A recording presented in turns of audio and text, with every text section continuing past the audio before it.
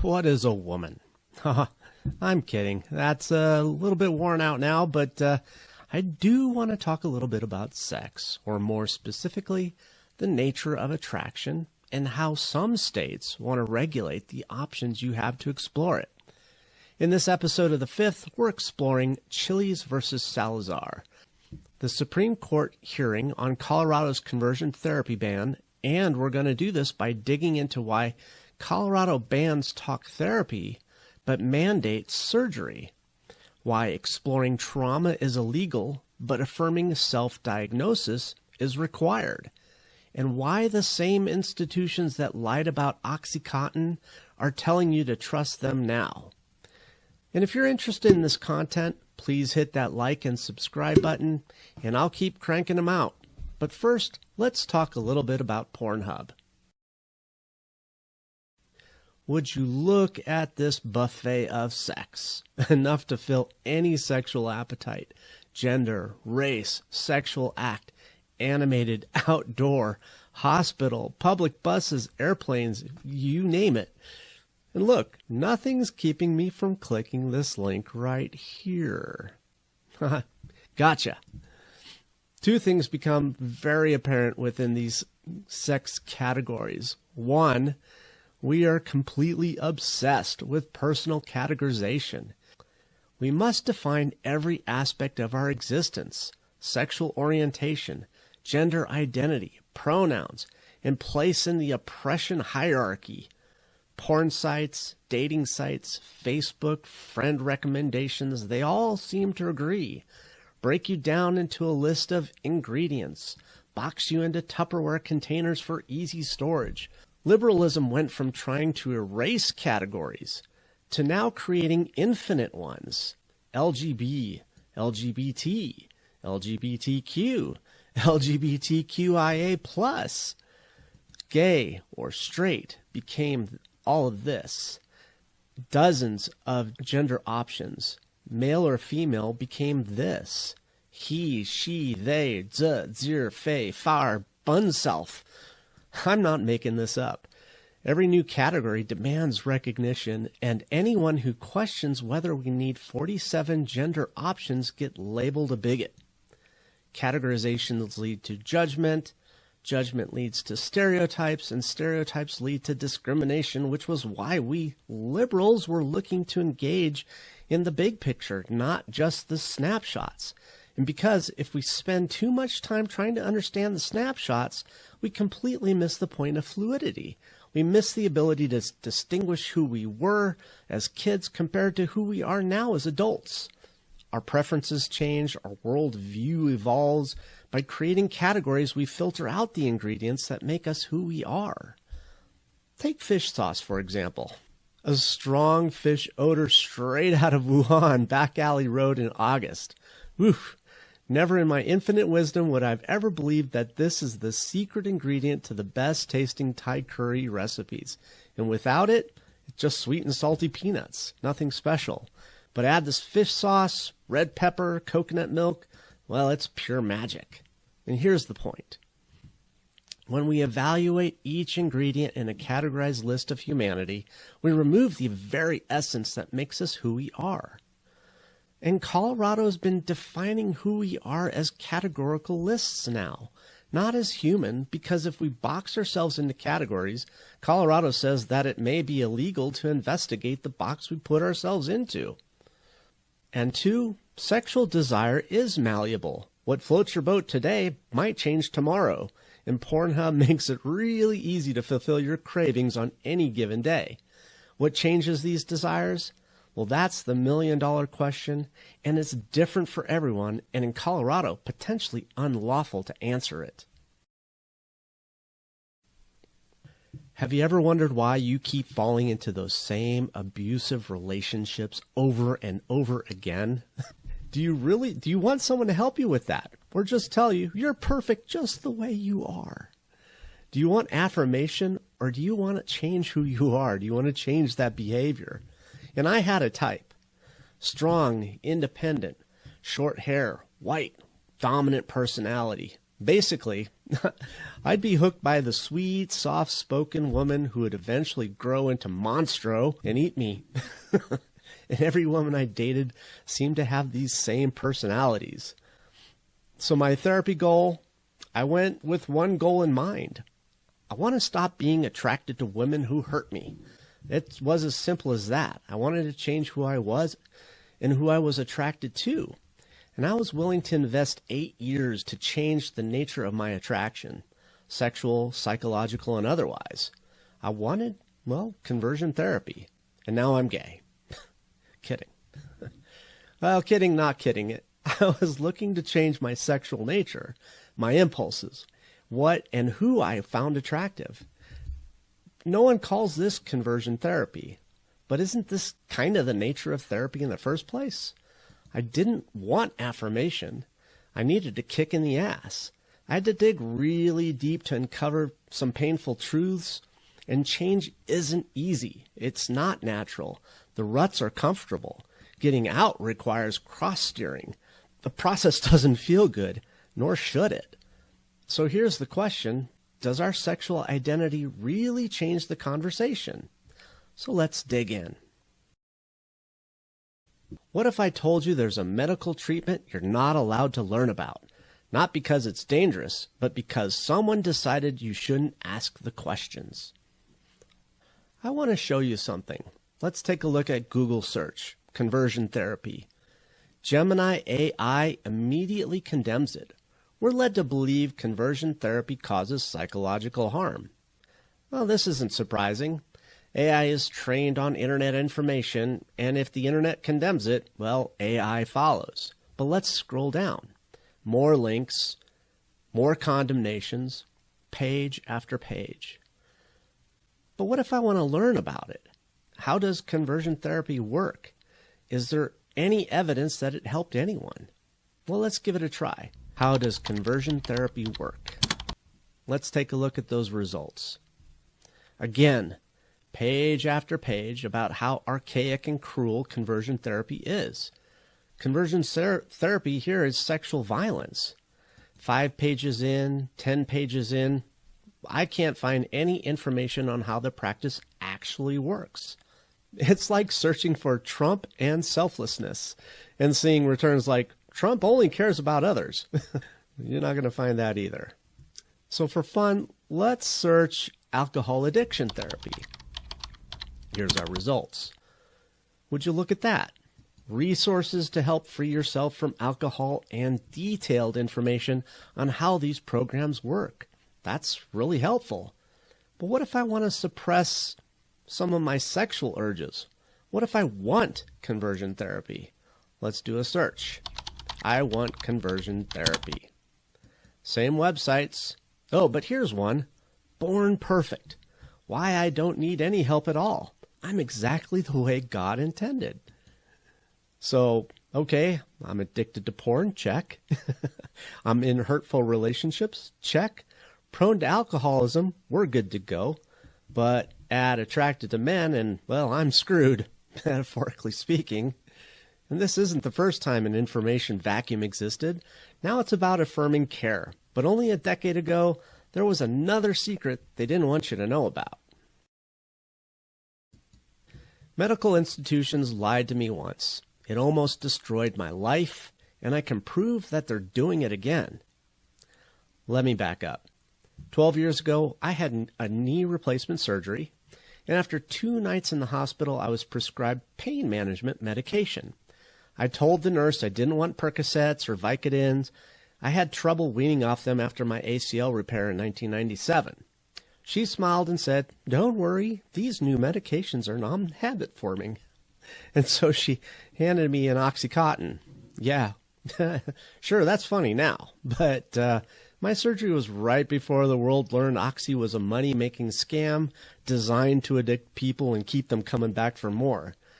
And I was taking these happy pills for 6 weeks. First night, floating around on crutches, high as a kite, crazy-ass dreams. But the withdrawals, after 2 weeks, I tried to stop. I decided I need to stop now. And day 1, 3 pills. Day 2, 2 pills. Day 3, 1 pill. By the second evening, well, my body was shaking. I couldn't sit still. Depression, hopelessness, fear all crashed down at me at once. I read to my kids a bedtime story and started crying uncontrollably, looking at their baby pictures on the wall, and I became an absolute wreck.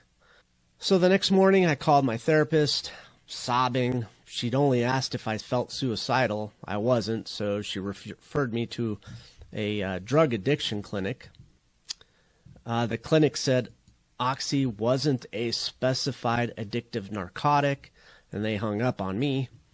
So my last resort, the hospital that prescribed the drugs. And I called, the doctor said he didn't have any real information. And I yelled, "You guys are the ones who prescribed these fucking things." But his only suggestion, wean off more gradually. How gradually, I asked him. And he didn't know. He told me to go back to the full dosage and look it up online. Not a single medical professional could help. I took a pill, and within 10 minutes, everything seemed to go back to normal. The second information blackout, and here's what I saw when searching for information on how to wean off of Oxy, was exactly the same as what you're seeing now with conversion therapy, which is a little scary. I saw hits for OxyContin, miracle pain relief, praised by doctors worldwide.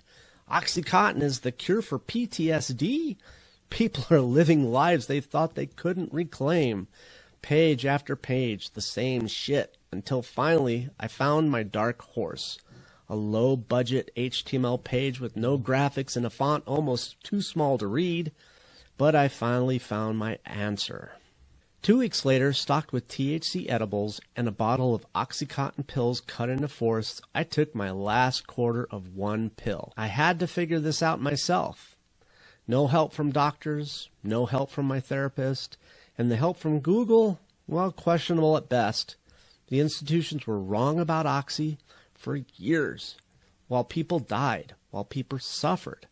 The information was suppressed, the truth was hidden, and no one was allowed to talk about it. And they're doing it again now. And here's what really concerns me about gender-affirming care. What aren't they telling you? Remember, I was told that OxyContin was non-habit forming. Nobody warned me about withdrawal. Nobody told me how hard it would be to stop. I only found out when I tried to quit and discovered that I was on my own.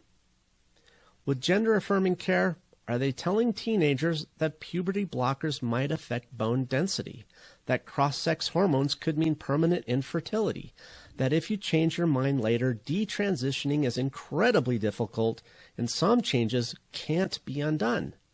Will you find that on a Google search? Or are they doing what they did with Oxy, promising it's safe and effective while downplaying the risks? When affirmation leads to surgery, here's what follows. First, physical therapy to repair the damaged muscles. Then, aggressive pain management, prescriptions, OxyContin. Follow-up visits for infections. Follow-up visits for cosmetic failures. And a lifetime of hormonal treatment to maintain an appearance. And they didn't tell me about Oxy until it was too late. How do I know they're telling the truth now? How do you know? At the age of 13, I started to believe I was a boy. The people who supported it definitely didn't help. At the age of 16, I took my first dose of testosterone. I had top surgery at the age of 20, and I detransitioned at the age of 21. So growing up, I was always the awkward kid. I moved around a lot. Mom and dad weren't in the picture. So I think that caused some issues regarding my identity. I ended up finding a therapist who affirmed my gender. It wasn't until 16 that I started hormone therapy because she convinced my grandmother that I would kill myself. And my grandma cares a lot about me. She loves me very much. She raised me. She let me go to that first appointment, and the clinician said the same thing to her, that she needed to think about if she wanted a dead daughter or an alive son. So I started my hormone therapy at that point. I feel stunted in my age and my growth. These hormones don't heal people, This desire to transition comes from childhood trauma or sexual trauma, and I had all of that on record. I'm about to read you a list of things therapists are banned from doing in Colorado, and I need you to listen and reply in the comments if any of these sound like good medicine to you. What Colorado actually banned. Here's what the law actually says. It's not banning electroshock or coercion. Those are already illegal. Colorado banned therapy where the outcomes might help somebody feel comfortable in their biological body. Let me repeat that. If the outcome of the therapy is that someone becomes comfortable not transitioning, that's illegal. What therapists can't do, 1, they can't explore trauma. If a teenage girl was sexually abused and now experiences discomfort with her female body, a therapist cannot explore whether the abuse is connected to her gender dysphoria. That's conversion therapy. 2, they can't assess for autism. Studies show that 20 to 30% of youth seeking transition are on the autism spectrum. Autistic individuals often struggle with body awareness and social identity. A therapist cannot explore whether autism is a factor. That's also conversion therapy. So, we can't ask brain doctors if the brain disorder that affects how your brain perceives your body might be related to why your brain might be wrong about your body. Okay, that makes sense. Moving on. They can't examine, this is number 3, social contagions if a teen's entire friend group transitioned in the same year, or if they spent months in a trans TikTok community before identifying as trans. A therapist cannot explore social influence. That's conversion therapy. And 4, they can't do differential diagnosis, depression, anxiety, PTSD, OCD, eating disorders. All of this can manifest as body discomfort, and therapists cannot thoroughly rule out other conditions before affirming, and that's also conversion therapy.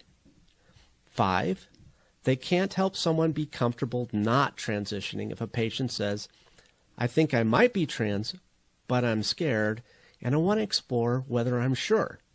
A therapist cannot help them work through uncertainty in a direction that leads to them staying their birth sex.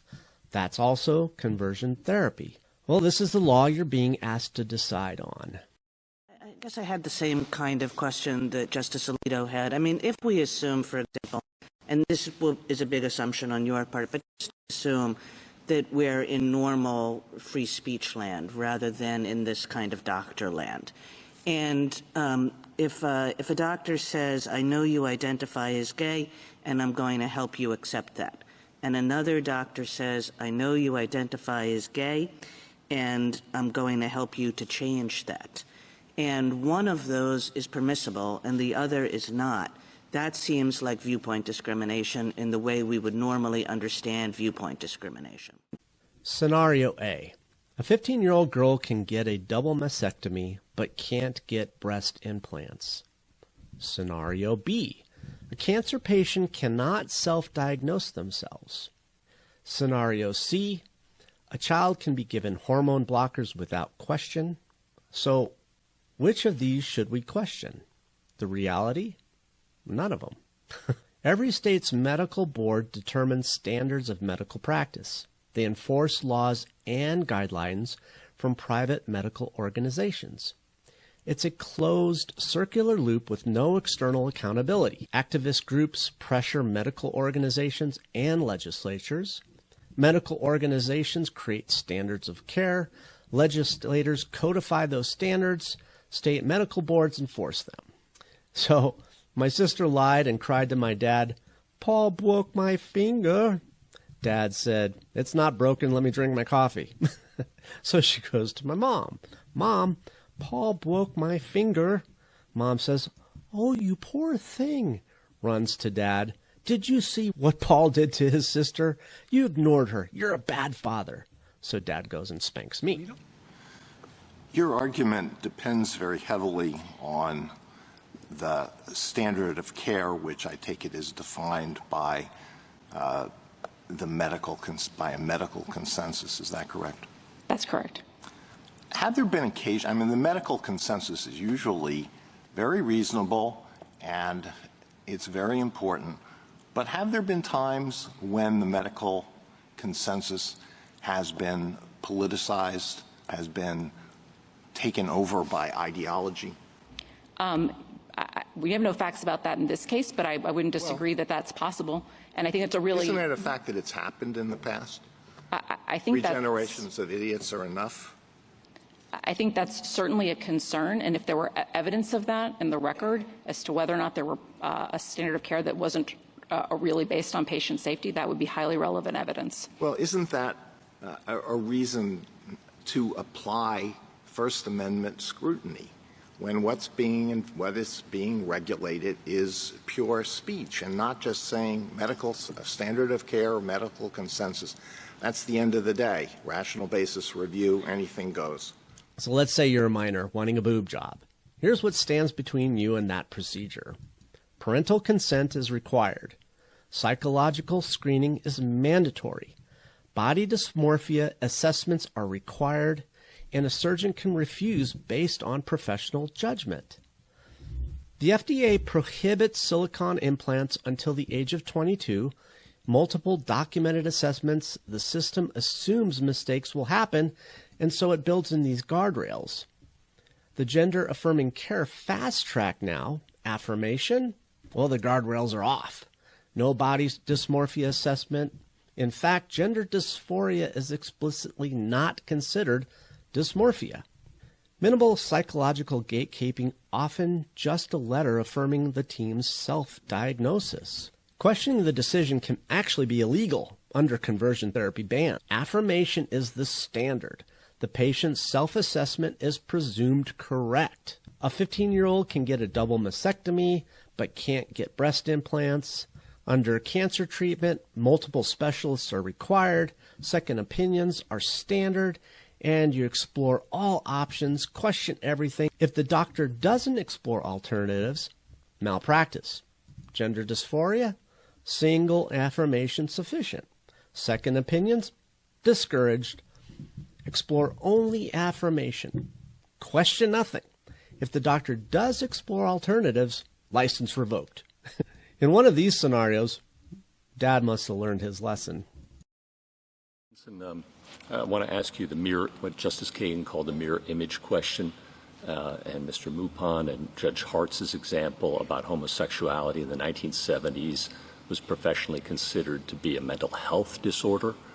What if a state back then might have passed a law prohibiting talk therapy that affirmed homosexuality? Would that be subject to rational basis review on your theory? So, Your Honor, what our theory depends on is that there is a treatment being provided that's being regulated, and that the regulation is consistent with the standard of care. Let's check both of those boxes in our hypothetical. Then yes. And I want to return to Justice Jackson's point because... So, yes, they could regulate. The state could forbid a regulated licensed professional from affirming homosexuality. If that were consistent with the then prevailing standard of care. That's right. And so likewise, if the prevailing standard of care were to change or to solidify that this sort of talk therapy is beneficial to minors or at least not harmful to minors, then a state could pass a mirror image statute to Colorado's that prohibits any attempt to affirm changes of gender identity or sexual orientation, and that would be subject to mere rational basis review on your theory. Everything you've been told about gender theory comes from one man, a psychologist named John Money. And his most famous experiment, it ended in suicide. Quick history lesson. The term gender was recently redefined. In 1955, psychologist John Money distinguished gender from sex. Gender meant social norms based on biological sex. Girls played with Barbies, boys played with G.I. Joes. These were gender roles. But the roles were based on sex. Sex came first. Gender was just the cultural expression. A man is an adult biological male. A woman is an adult biological female. John Money is also famous for something a little bit darker. David Reimer, a boy whose penis was destroyed in a botched circumcision at age 8 months old, Money convinced the parents to raise him as a girl, claiming it would work because gender, it's just a social construct. And Money published papers claiming success. But David later rejected his female identity, transitioned back to male, but ultimately died by suicide. And despite this catastrophic failure, Money's theories are now the foundation of today's gender ideology.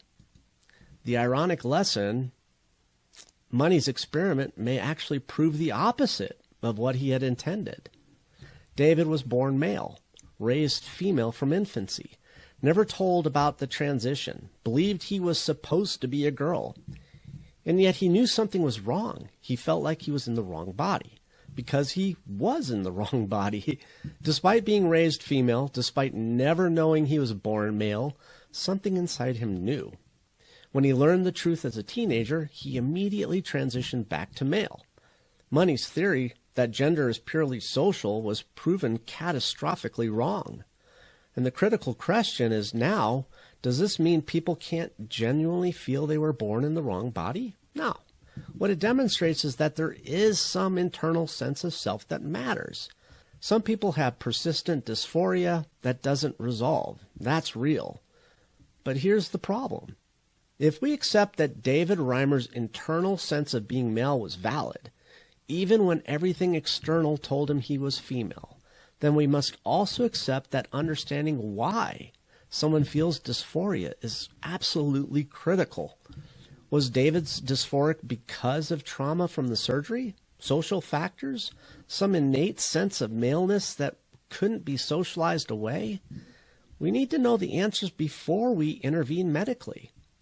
And yet, Colorado has made it illegal to explore those questions if the exploration might lead to someone being comfortable in their birth sex. At this stage in the litigation, and let me give you this example. Suppose an adolescent male comes to a licensed therapist and says he's attracted to other males but feels uneasy and guilty about those feelings, and he wants to end or lessen them and asks for the therapist's help in doing so. Under your interpretation of the statute, is that banned? So, Your Honor, our interpretation of the statute turns entirely on whether the purpose of the therapy is to change the person's sexual orientation or gender identity. If that what is the answer to my question? Is that banned or is it not banned? If the therapist told him or he asked, can you help me become straight, the answer would be it would be banned. If it was, can you help me cope with my feelings as to how I am and how I want to live my life, that's permitted. And all of that comes why doesn't the situation that I've just described fall squarely within the terms of the statute, which says that conversion therapy includes, quote, efforts to eliminate or reduce sexual or romantic attraction or feelings toward individuals of the same sex. If those things are undertaken with the purpose of changing orientation or identity, then they violate the statute. That's not what your statute says. This is the way we've interpreted the statute from the beginning of this case. It's the way both of the lower courts interpreted the statute. It's the way every state that has this statute interprets it. Faith-based therapy helped my best friend overcome addiction and trauma. He's been happily married now for 30 years. Colorado says that this type of talk therapy is child abuse. Let's listen to his story and tell me in the comments, should Colorado have banned his growth? So here's the trauma. He was abused as a child, sexually and physically, by both his father and brother. His mom, well, she didn't protect him. He grew up troubled, broke the law often, in and out of jail with no end in sight. He abused drugs, turned to prostitution, had sex with men until he contracted HIV. He tested positive for Hep C. He told me, Paul, I didn't care if I lived or died. And the turning point was, well, he explained to me that it took a miracle to save him. He started with AA meetings for his addiction. After he got free from drugs, he turned to the church. Now here's where it gets relevant to our conversation. The technique he used, the one that saved his life, is the same technique Colorado has banned for minors with gender dysphoria. Let me explain how this works. Faith-based therapy creates what's called a power transfer. The premise is kind of simple. Since you can't control yourself, give your control to God. Allow God to be the strength that you don't have. You're weak. God is strong. Transfer the burden. This is the same technique used in AA, the same technique used in addiction recovery worldwide.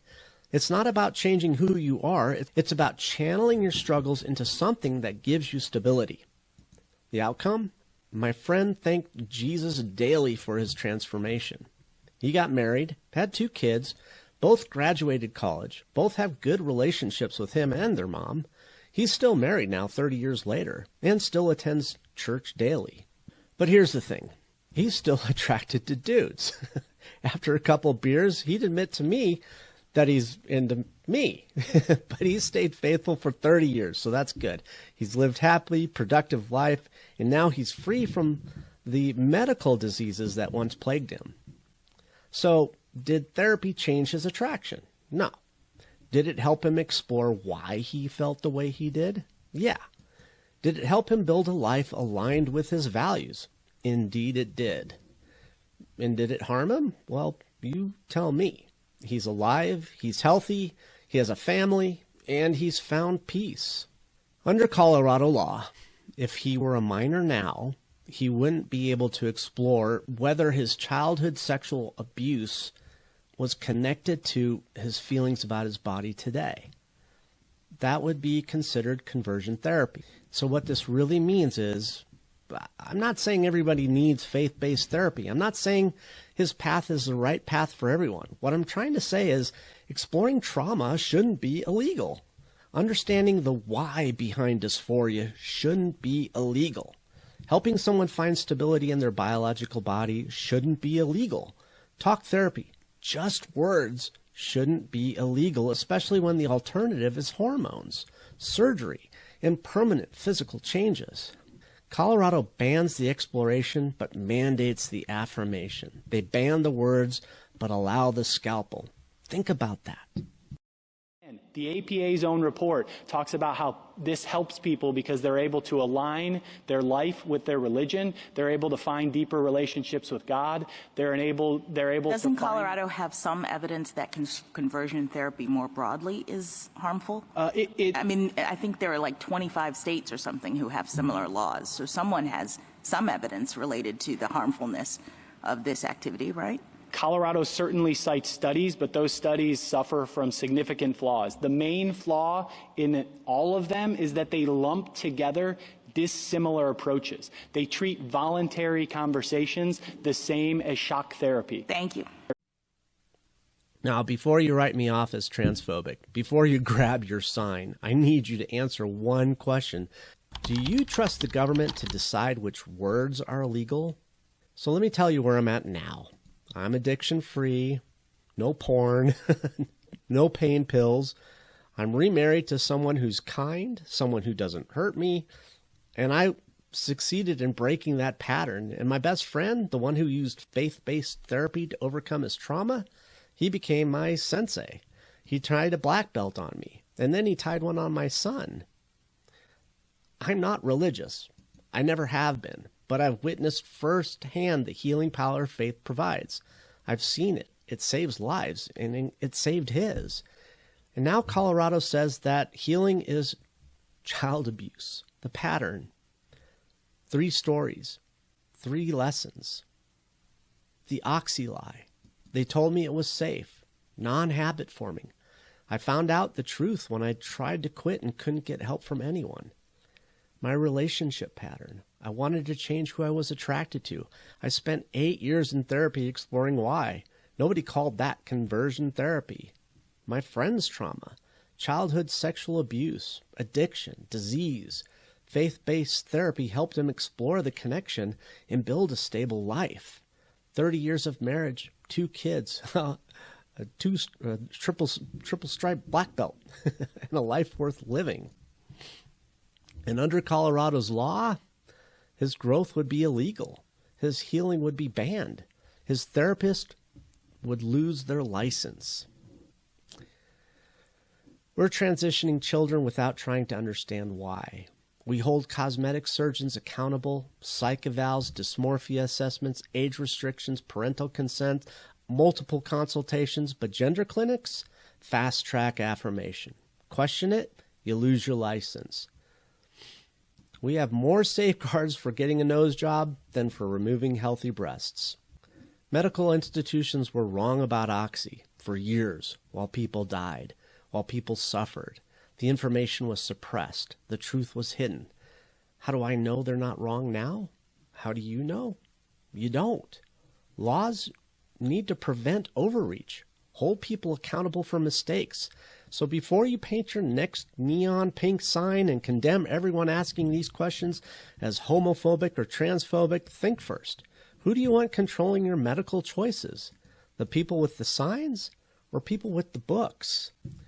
So if you found some value in this video, hit that subscribe button and drop a comment below. Tell me, should Colorado have banned my friend's healing? Should they have banned my therapy to change my attraction patterns? Where do you draw the line? Not with bans on asking questions, not with the laws that pick the winners and the losers in the therapy room, but with actual care. So I've told you my story. I've told you my friend's story. I've shown you the laws, I've given you the history, now it's your turn. Comment below. Subscribe if you want more. And remember, the moment we stop asking questions is the moment medicine stops being medicine. This is Paul. Thank you for watching. Have a good one.